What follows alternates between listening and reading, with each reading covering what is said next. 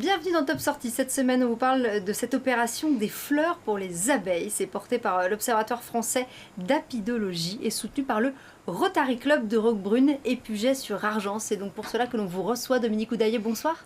Bonsoir, merci beaucoup de nous recevoir. Vous êtes donc membre de ce Rotary Club et référente pour cette opération en faveur des abeilles. Vous allez nous expliquer dans un instant. Et bonsoir Morgane Lasdy-Pesson pour le mensuel. Bonsoir Céline. On va commencer par ton interview de la semaine. Oui. Alors c'est un comédien qui s'appelle Grégory Baquet. Alors certains l'ont vu dans Roméo et Juliette en tant que chanteur, d'autres ça remonte un petit peu plus loin, c'était la série Extrême Limite. Entre temps il a fait quand même beaucoup de théâtre, il a même eu un Molière, là c'est cette fois-ci au théâtre qu'on le retrouve. Alors je vous le dis un petit peu en avance, comme ça vous aurez le temps de réserver, c'est le 22 juillet aux Nuits Auréliennes de Fréjus au Théâtre Romain. La pièce s'intitule Je m'appelle Georges.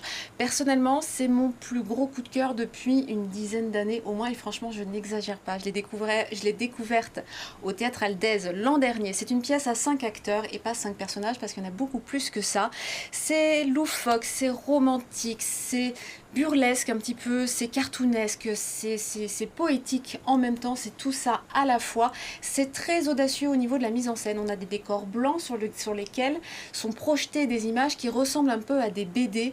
Les décors, en fait, on a des genres de petits bureaux, on a un appartement qui apparaît, une voiture, un wagon de train qui va apparaître au fur et à mesure où les acteurs eux-mêmes à l'arrière, eh bien, font rentrer et ressortir des éléments du décor. C'est très très astucieux. On a 5 comédiens dont Mélanie Page qui nous avait fait l'honneur de venir nous voir ici même en plateau. L'histoire, eh bien Georges réalise que tous les immeubles de sa ville portent le nom de ses ex. Là, le prochain immeuble s'appelle Villa Émilie et il a très peur de tomber amoureux d'une fameuse Émilie et de devoir la quitter. Alors qu'est-ce qu'il va faire? Il va tout faire pour tenter de rencontrer une Émilie dont il n'a pas grand chose à faire pour conjurer le sort et pouvoir enfin tomber amoureux.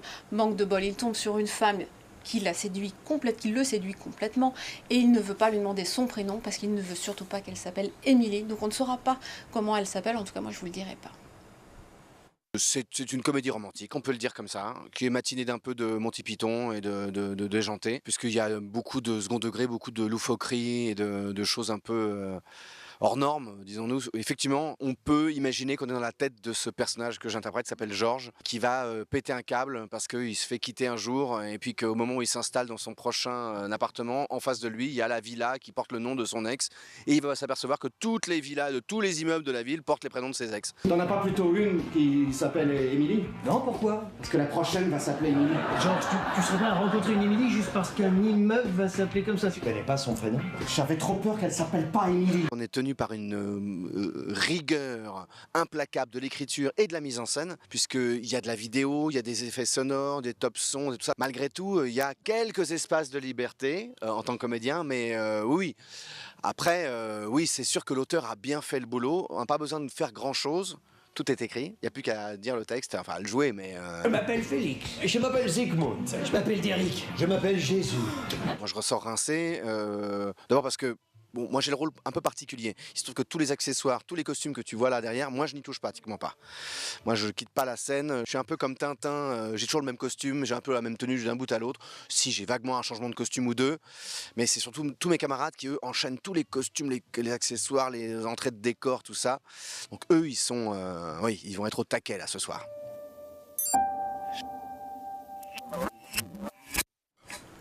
Voilà, Je m'appelle Georges, c'est à retrouver sur la scène du Théâtre Romain de Fréjus le 22 juillet prochain. Allez, on va reparler des abeilles avec vous, Dominique Houdaillé, sujet qui a son importance, sujet qui a donc une dimension culturelle avec cette opération des fleurs pour les abeilles. En quoi ça consiste ? Alors, si on parle du sujet des abeilles, déjà dans une première information, il faut contextualiser la situation. Les abeilles, c'est 30% décimés chaque année. C'est 60 000 apiculteurs en grande difficulté en France.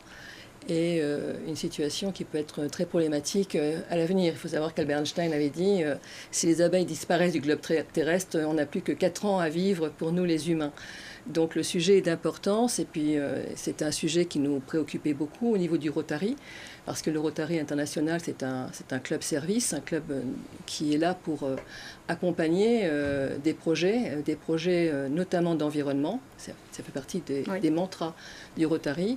Et donc on s'est emparé emparé de ce sujet en se disant que ça a été complètement pertinent par rapport à la région qui est la nôtre, qui est le Var, puisque le Var, c'est une des régions les plus apicoles de France, avec du miel réputé, miel de Provence. Et donc, on s'est dit, on va le faire. Et l'idée vient de notre président. Et donc, l'idée, c'est quoi? C'est de semer des fleurs. Voilà, exactement. Pour permettre aux abeilles de butiner. Exactement. Donc, c'est semer des fleurs, c'est d'offrir 1700 sachets de graines entre maintenant et le 18 juillet. Et donc, on a un grand nombre de distributeurs, dont les mairies de Roquebrune-sur-Argens et Puget-sur-Argens, et puis aussi la comité d'agglomération de Var et Sterel, qui sont nos partenaires dans cette opération, mais il n'y a pas que ces partenaires-là, il y en a d'autres.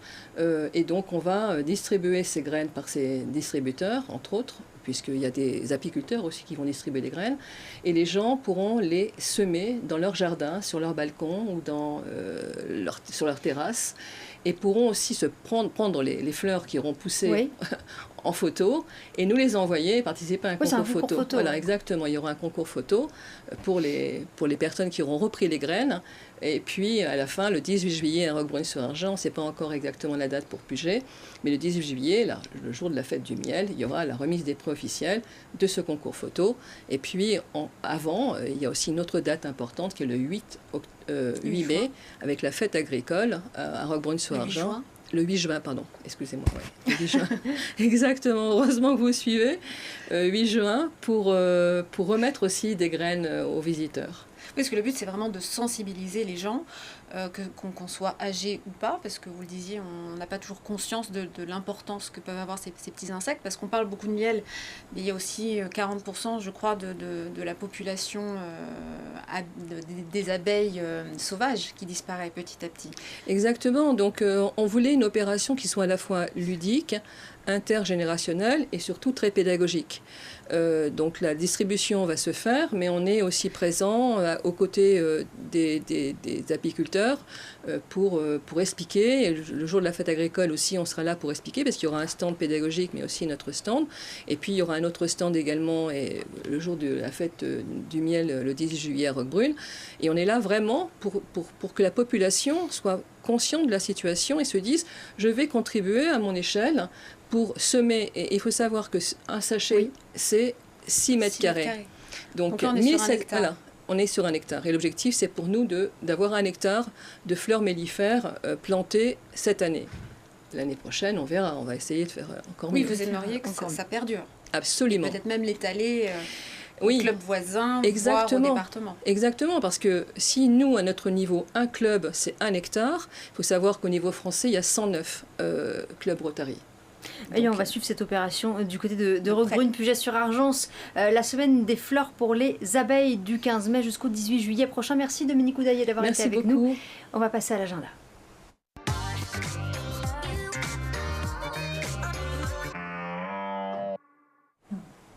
On débute tout de suite avec les comédies musicales, le concert best-of 18 mai au Palais Nicaïa de Nice. Donc on a Merwan Rim, Jenny Lin, Cecilia Cara ou Damien Sarr qui vont venir chanter les plus grands tubes des comédies françaises, mais pas que. Et 3 guests de renom seront présentes, Natacha Saint-Pierre, Chimène Badi et Hélène Ségara.